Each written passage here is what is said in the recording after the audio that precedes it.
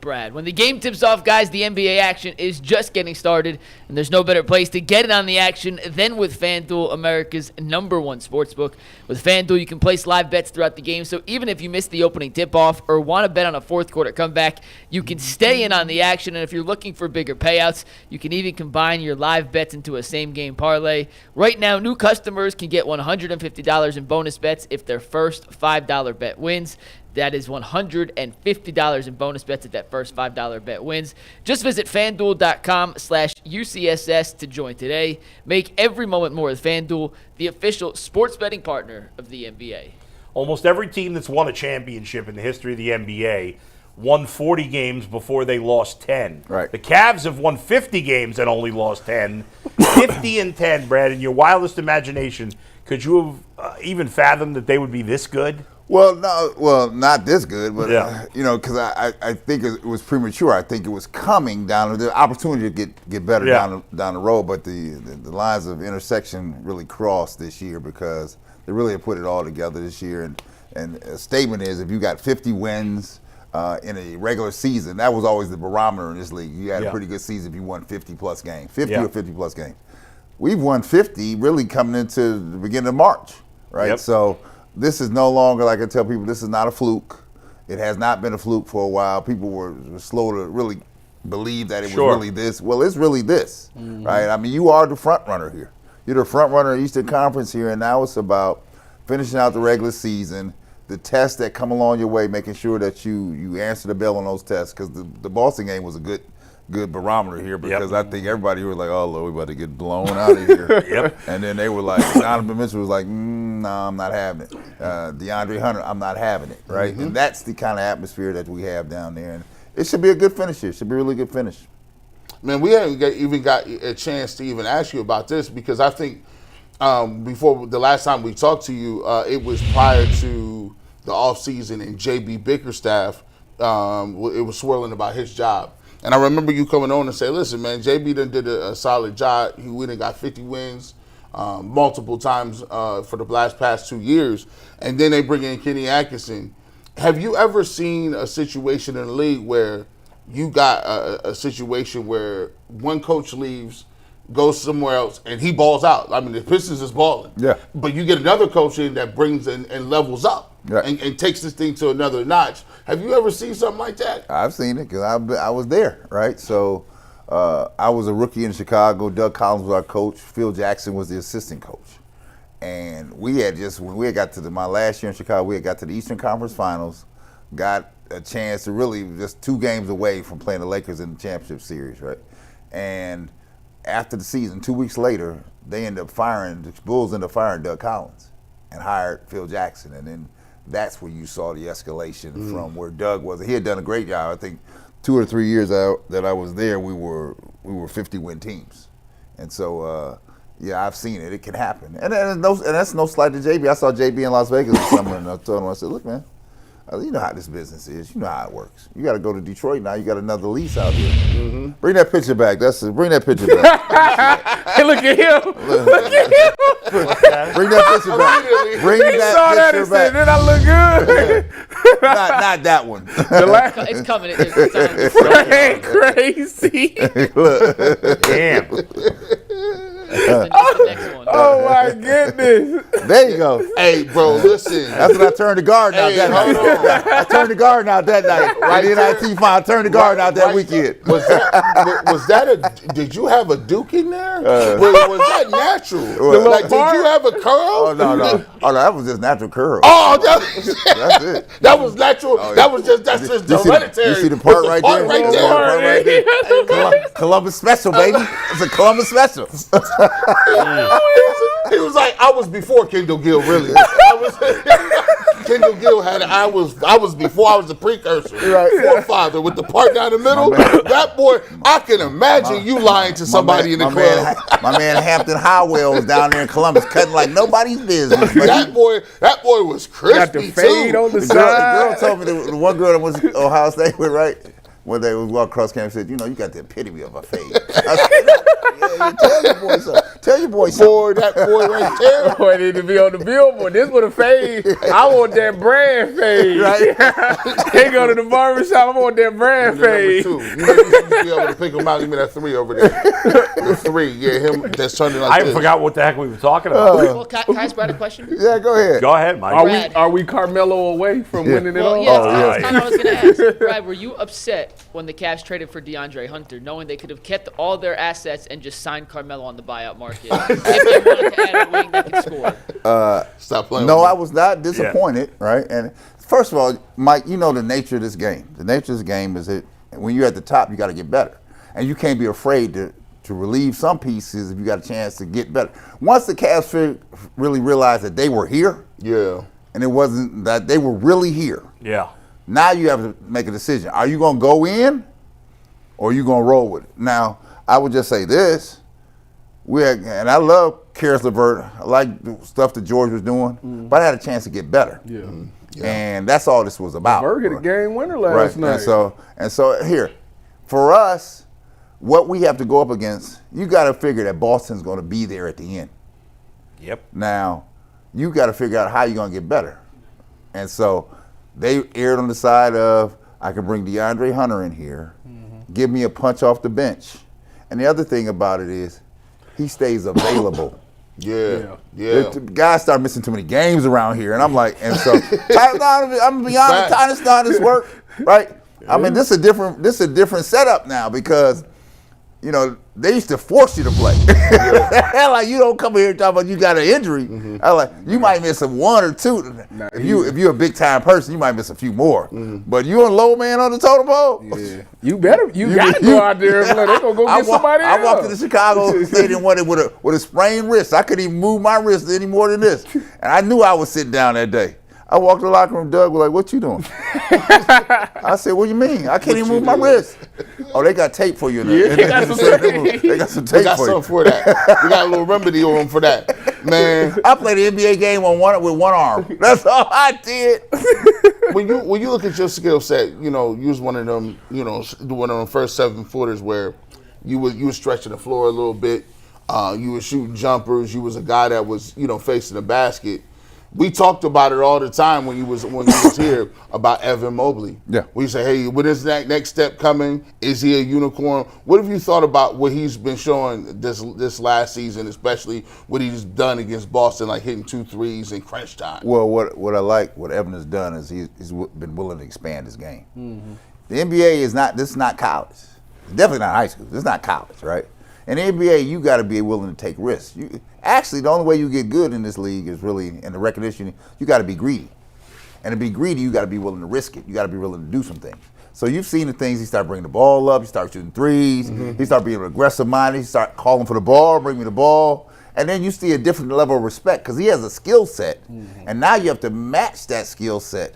And now you put him along with Darius playing well and Donovan playing well. Now you got a thing here. I mean, the Cavaliers have a real thing here. Yeah. I mean, so anybody out here thinking that it's a mirage, and I've been fortunate because I get to call the games every game, right? Yeah. It is not a mirage. This is a real deal. Now the thing is, on the last 22 games, and I think Kobe Altman has done a great job assessing where we are today. Now you have to figure out down the stretch who you could see along the way. And then you have to position your team to be able to compete against those that you anticipate going to be along the pathway. Right. Brad, we've seen, obviously we talked about Mobley. Darius Garland has bounced back. We've talked about Kenny Atkinson. But to me, the biggest shock of anything this season, the most unexpected thing, is Ty Jerome. This guy, I'll be honest, I never heard of him when the Cavs signed him. He'd been a G League guy, been back and forth, had his moments, but he'd been very injury prone. Right. The guy's been spectacular, and every time Darius or Donovan doesn't play and he gets extra minutes, he comes through every time. Ty's play great. And so the thing about it is, even Kenny Atkinson has said himself, they're like, Kenny, you must have seen this in Golden State. He's like, no, I didn't see that in Golden State. And so the thing about it is, Ty has taken advantage of his minutes and opportunity presented his way. And the other side, Ty, but you can appreciate this. It's a contract year. Yes, sir. Yes, he does. They're playing like I got to eat, right? In order for me to eat, I got to be available. Yeah. And I got to be not only available, I got to be able to produce. And now what you see out of him is, if you go back and probably check his lineage and his pathway to the NBA, he is playing like he played on just about every level. He's been a winner on every level. Yeah. And so, they talk about when they got DeAndre Hunter, should we be starting DeAndre Hunter? Absolutely not. Nah. Say it one more. Wait a minute, one more time. Nah, absolutely not. Let me tell you why. You heard that, G? Let me tell you why. Keep him coming off the bench. Could he start? He's been playing off the bench all year, right? Mm-hmm. So let's not mess that up. Secondly, when he goes in the second unit, he's with Ty Jerome. Thank you. Them two Wahoos from UVA down there playing together. Yeah. You could put me in a lineup with Dennis Hobson right now. We would play just like we was in the 80s, right? Sometimes you have a rapport with a person, and you don't need a refresher course. Now, what I said before. Yeah, let's hear it. Because you just criticized me and McNuggets before the show. I'm not backpedaling against them Celtics. Listen, we said against the Brand. So let me ask. What's your starting lineup? Against them Celtics, I cannot afford to let Max Strus get out here and let people start feeling good for themselves. Tatum was feeling deep. He was like, "Oh, come on, let me pick him and get him." And then you already got Darius. I was about to say it was after DG. So if you got Darius Garland in the mix, you're shooting over Max Strus. You can't give them a two-way go. You can't let them hit jumpers, and you can't let them say, "Yeah, I got a little small dude on me." So would you do that against Boston? Are you going to start Hunter, or are you going to just go with that lineup? I'm a matchup guy. So if the matchups are better that way, right? The one thing you don't want to get, you got points from DeAndre Hunter coming off the bench. Mm-hmm. Now you're gonna float that in the starting lineup because you're gonna miss some of that because you got two guys that are firing already, right? Yeah. So Kenny's done a masterful job about how he's played people. But the one thing about DeAndre Hunter, I don't know if you heard this, Jim Jones was asking him after the one game when they beat Boston. He said, and they interviewed him afterward, he said, "You guys only lost one game." He said, "No, Jim, hold on. We ain't lost no game since I've been here." I told him. I was like, let's get that. He's like, let's get that correct. That's right. He ain't lost no game since I've been here. I love the fact that he came from Atlanta. Like, no, I'm not here to fit in. No, I'm here to fit out. I'm here to show you because he's pulling up. Like Ty Jerome must have told him. Yeah. Like, you know how you play a little different when your friend playing. Yeah. Get your guy from out of town. You be like, "Hey man, it's my boy. We're going back to college days." Man, these dudes out here really put the team on their back against a game against the Trailblazers. Yeah. And you think about it, they just gave Donovan Mitchell the night off, and that could have been one of them scheduled L's. But guess what? When you got Jerome and when you got Hunter being like, "No, we're not going to lose this game today." No, the other thing, G, I tell you this, winning, a culture of winning is developed. You don't get it overnight, right? I don't care what they say. Purdue ain't gonna never win nothing because they not no winners like that, right? Dang, they just went to Purdue. I said Northwestern might have a good year. They're not no winners, right? Now you walk into Ohio State practice facility, right? What's it breathe like? Tyvus, come on. He said Purdue ain't gonna never win. I'm keeping it 100. Purdue caught straight shots for no reason. I'm keeping it 100. Right? You walk into Ohio State, they have an attitude of winning. And they don't take anything less than win. And if you don't win down there, they running you out of here. Clearly. Yeah. They turned on your boy a couple times out there. I was like, hold on, wait a minute, y'all getting too angry. Oh, no, he was about a week away. He was about a week away. That Tennessee game was a real shaky. If that Tennessee game would have went south, I don't know. I told you. But if you come here, Bull, with a level of winning in your blood, that's what you're seeing out of Ty Jerome and DeAndre Hunter. Because they have won at a high level here, right? At least in college coming here. So your mentality is like, that's why I say with his comment to Jim Jones, he was like, "Man, I ain't lost since I've been here. I want to get you corrected here." Yeah. So would you? So let me ask you about the playoff rotation because Kenny's playing all these players right now. Oh, that's about to shorten. Yeah. Okay. So give me how many you think that they should be running, and then give me the 7, 9 at the most. Okay. So give me 8 at the normally. So who you cutting out of this thing? Because obviously you got the starting 5. You got we going backwards or we want listen, we got the starting 5 with Strus, Ty Jerome, DeAndre Hunter. So that's your top 7. That's 7. That's 7. All right. Dean Wade's got to be 8 if he's healthy. So Dean Wade is in there, right? Yeah. Okay. And then keep coming. Keep coming. So who's 9? It's Is it whoever's hot. Okoro or Merrill? If you Well, need, well, if you well, need- here, if you I'm need- gonna tell you. Listen, that's what makes the practices interesting. Because now you're fighting for this time. Now I'm gonna inject something else into the mix. The other side of championship level teams here down the stretch is, and you know, in these buyouts, people are getting bought out here, right?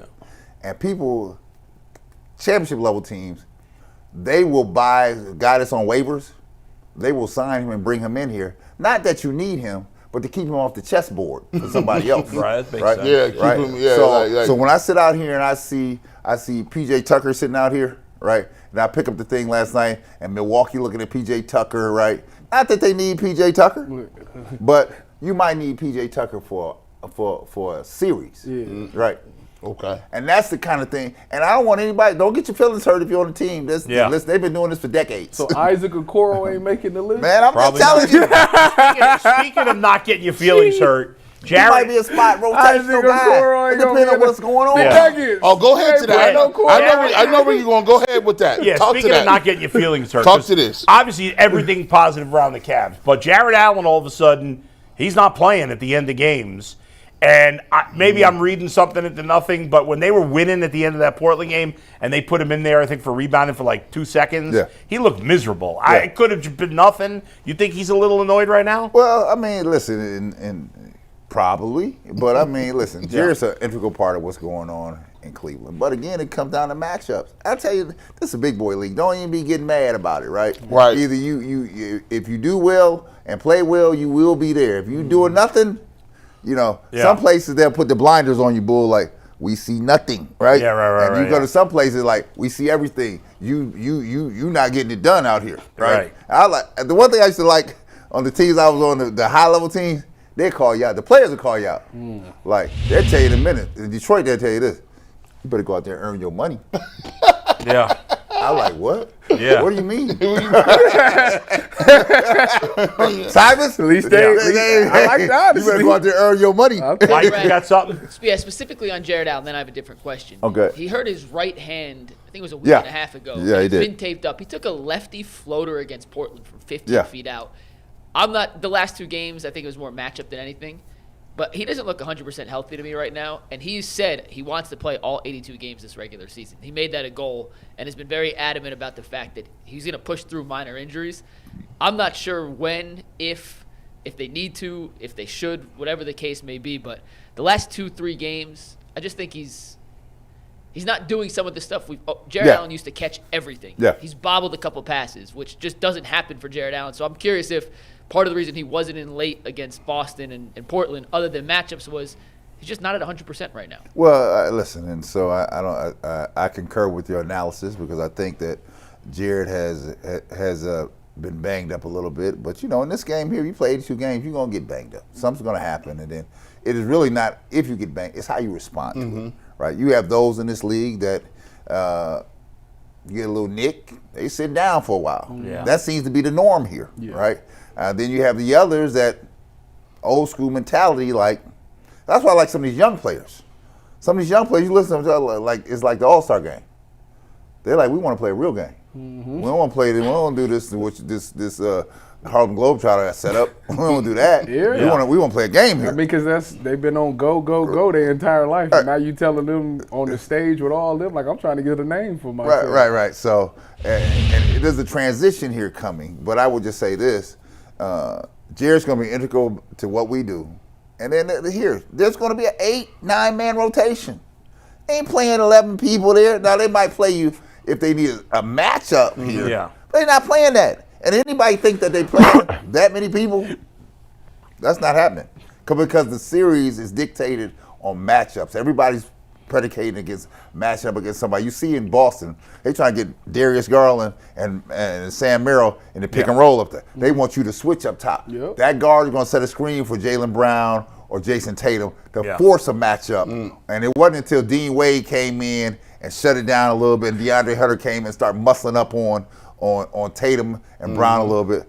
Hence is why I say, where's PJ Tucker, right? Because you just are trying to buy moments here, minutes. You're not trying to buy 48 minutes. I'm trying to buy 5 or 6 minutes in the game to change the tide. Anytime Okoro's on the floor and he ain't getting victimized and he hit a shot, you stealing minutes. I'm stealing minutes with it. Sam Merrill, if they don't victimize him, I can sneak him in for 3-4 minutes. He hit a shot. I stole your minutes, bro. So you're not putting Okoro out there? Oh, no. I'm not. Mike, go ahead. You're a wild guy. God! When you look at the championship odds right now, Brad, despite the fact that Cleveland has the best record in basketball, 50-10, they're just the 12th team in the history of the league to win 50 of their first 60 games, and 6 of the first 11 won the NBA championship that year. They're still third on all the Vegas sports books in terms of championship odds. Right now on FanDuel, the Celtics are plus 170, the Thunder plus 190, the Cavs plus 700. I think those odds are right, or should the Cavs be right in the same betting tier with OKC and Boston? Well, I think they are where they're supposed to be because one, everybody's not buying what we're selling, right? They're not convinced, right? They're like, LeBron not here, so it's that this is not Cleveland not supposed to be here, right? Boston, we'll give you that because the historic nature of the franchise in Boston. Right, OKC to me, Mike, is really in the same boat we're in. They haven't ever won anything, right? And see, the story does not come on, Bull, until the lights come on. That's right. That's right. In late April, the lights gonna come on, and I ain't talking about the lights of the arena, the big lights of this nation, because everybody gonna be paying attention here. And you know, by the time championship time, street lights gonna be going until about 9 o'clock. We all in the summer. We'll be wearing shorts by the time they play the finals. And so basketball is long as hell. And we find out who the real contenders are. So you sit here, Bull, you sit here, and then when the lights come on, because you don't know who's gonna answer the bell when the lights come on. Right?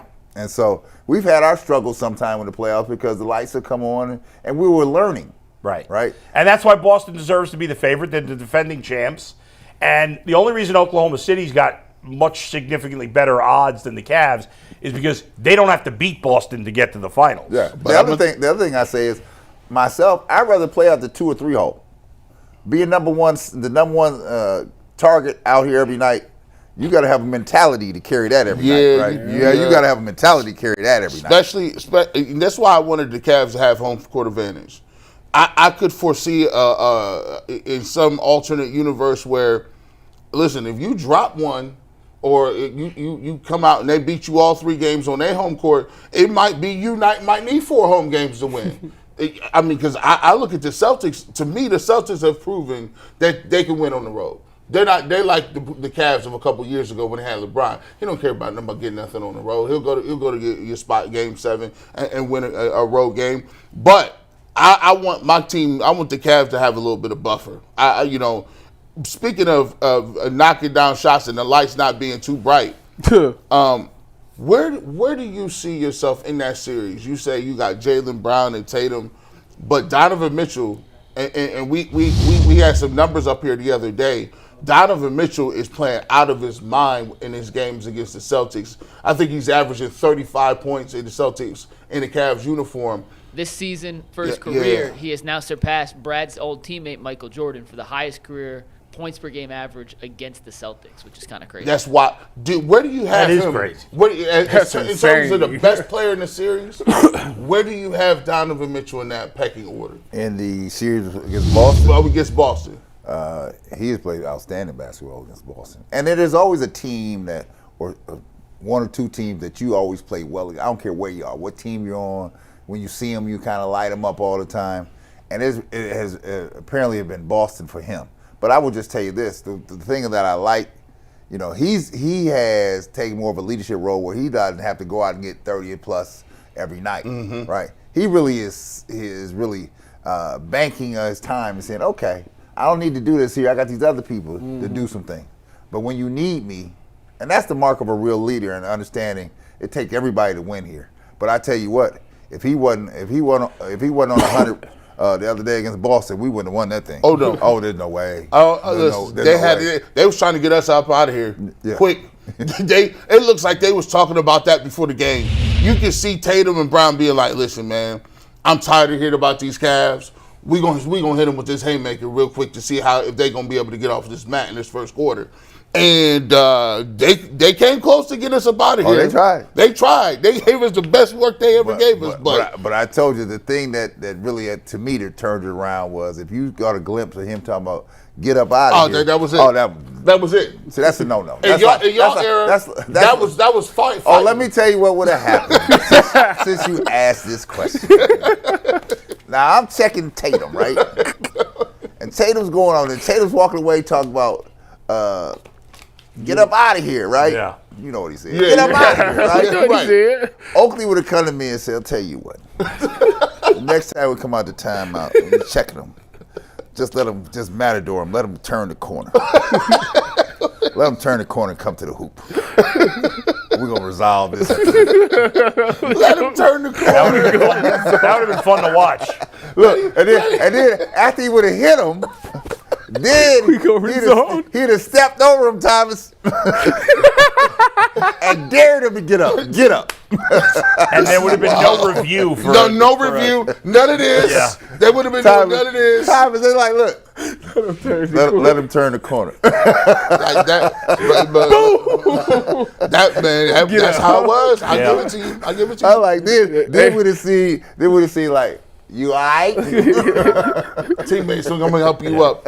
Brad, I'm curious your thoughts. Donovan Mitchell, we've given him a lot of credit for his leadership on this team. It feels like, obviously, Kenny Atkins has done an amazing job, but I think when your best player, when your superstar, in a way, kind of steps back and says, I believe in all you guys. I think he's created a confidence and a camaraderie as the leader of the team that sometimes superstars won't take a step back, even if it's better for the team. Yeah. And in a way, he has, or at least that's the way it seems to me. Well, from what I can see and know what's happening down there, he really is taking a leadership role from the standpoint that he has bought into the package that's being sold here. Once he got the contract settled and said, I'm returning to Cleveland, his mentality, you're not worried about money anymore. You know, let me buy into the package. You need me to do a little bit less, but you need me on these days, right? Yep. And really, he's doing him a favor because you can't burn at a high clip all the time, right? I mean, that LeBron James stuff is ridiculous. Yeah. I mean, that's a whole other level, right? Like, you know, you got to be smart about your business, right? And then him taking a step back has opened the doors for others to get better, right? And then when you listen to him talk about, he's like, he goes to Evan sometimes, I'm gonna need you to do more. Yeah. I'll do less. Do more. Right? Because he understands now, in order to really win, no one man is going to run the show in here and run through this league. Well, it's not going to happen. He tried that last year in the playoffs. Yeah, well, you see, he ran out of gas. He got hurt. Ran out of gas. So I think right now he's thinking to himself, I got to at least save something for the thing. But while doing that, it's allowing the Evans and the Dariuses to, get their feel on the team, and that's why you see those guys hitting shots. Now, the thing that's going to be the most interesting is when playoffs start, whoever they go up against, don't matter.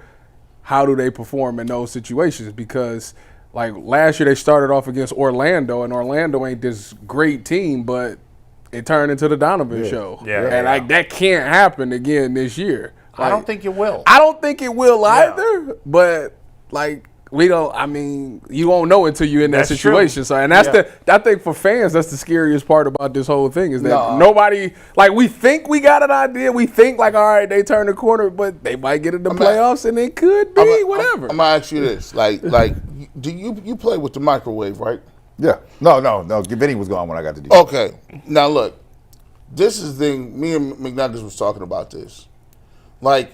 Playing with people and they get off to a nice little start, but you think they're playing over their head. A couple of jumpers. This guy, you ain't that. Right. Go past half the season. You mess around, have All-Star game come, he's still doing it. Still going. Then you get to the end of the season, he keep adding stuff to the table. Now you shooting for half court. Yeah. Now you got a floater. Now you got a little bank shot. Have you seen somebody play out of their mind for the majority of the season and the coach can't explain it? Donovan Mitchell, who played with him. Jeremy Lin. Lin Sandy is the one-on-one I can think of. Right. But Ty Jerome, I call him Steph Jerome. Steph Jerome You can't tell me Steph Jerome is him. Like his hair get longer, his beard get a little deeper. He got a little more swag. Steph Jerome is different. He mixed them. I don't understand. Have you no one saw this? Can you explain that to me? Like this dude get 25 now? Like, well, I just say it like this because first of all, like he only played like a game or two last year. Right. He was hurt. We hadn't even seen him. He was on the At all. He was on the milk carton. I like who? Like he And back? it was like what he had like an ankle? Yeah, and I thought like he was out for a couple weeks. Yeah, you out for the left for the whole season. It's literally the second game of the year. Right. crazy. He just sprained his ankle. He out for the whole year. Like what? And so I sit here now, and he's playing out of his mind. But he's not playing out of his mind because if you go back and look at the stuff at UVA. Yeah. Go back and look. That's what he was doing. But the other thing you got to factor in, you got to keep this in the front of your forethought here. He is playing for a contract. Facts. Contract. Facts. He can smell it. Yeah. He can smell it. Like, now, the Cavs going to have an issue here at the end here because we talked about that he's going to yesterday. command a lot of money out here. Yes, he is. It'll be interesting to see if he takes less to stay with the Cavs, as opposed to going to a bad team. As the pros sit over here and we say, certain people that already Time I doing mean, it. because think about it though. Wow. You say take less money to stay with the Cavs.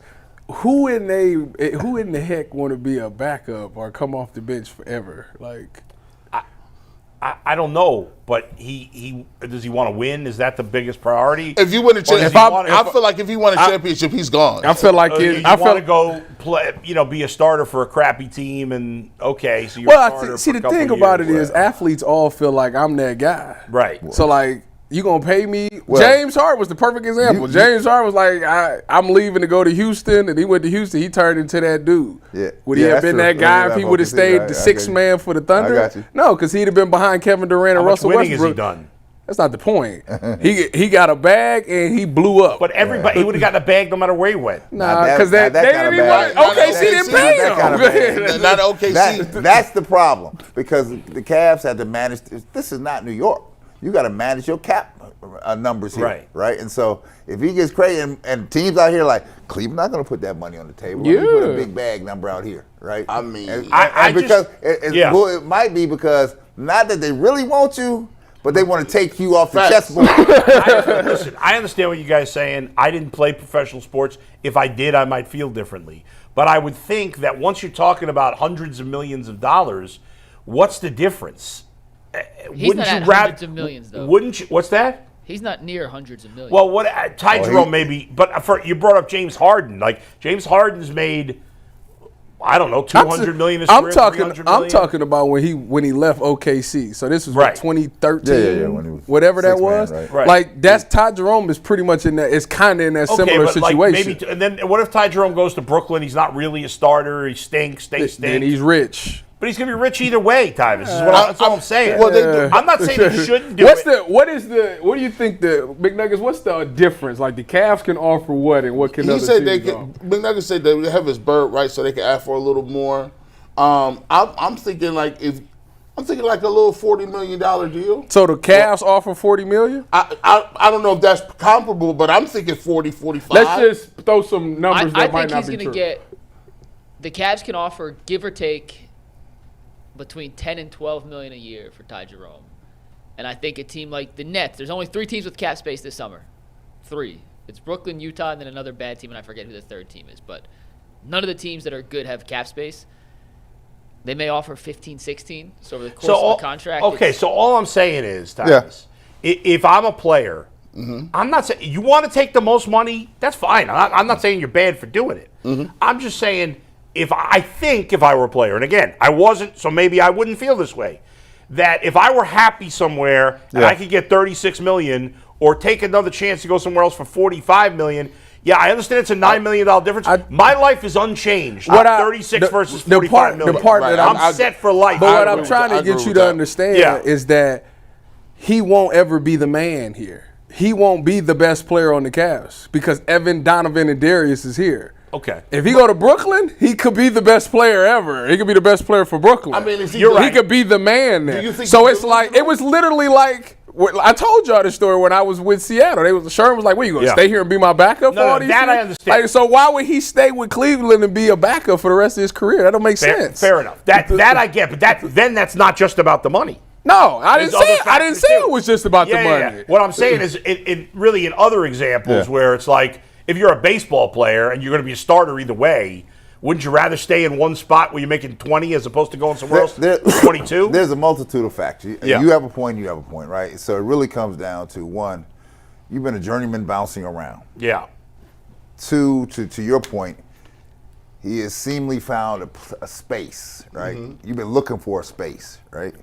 The question now will be, in the space, he's got his collegiate teammate that his best friend on the team, right? That is worth something. It is. Yeah. It's worth something. Didn't he play with Donovan Mitchell in high school? Yeah, they're friends too. Right, Yeah. so it's worth something. Right? Yeah. Right. Now, it's a numerical trade-off here. Yeah. I'm willing to do something here, but if the market has 15, don't come to me with 8.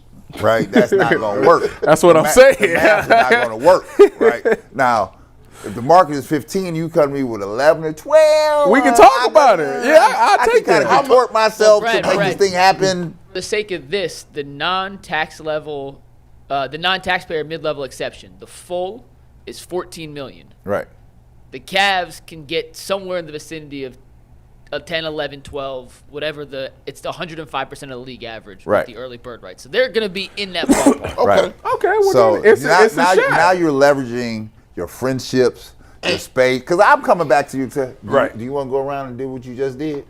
Or do you okay here? Because we got a nice thing going on here, right? He's winning. He's a factor here. And is And it they possible? crowd, and people They love him. Now, as much as we like Ty Jerome, he's not the talent that James Harden is. I think we'd all agree on I that. agree. Well, we don't know. Well, probably, Yeah, but- I would say probably All right. not. So isn't it possible that if Ty Jerome goes to the Brooklyn Nets and they stink, and his play goes backwards because he's not good enough to be the guy on a team, that maybe if he stayed here and played the role that he's playing, third guard doing that, maybe his next contract would stay the same or whatever because he's excelled in his role as opposed to How old is he? stinking on another team. How old is Ty Jerome? 26, 27, Mike? 27? Ty But Jerome's 27 . He turns 28 in yeah, but July. see, Yeah.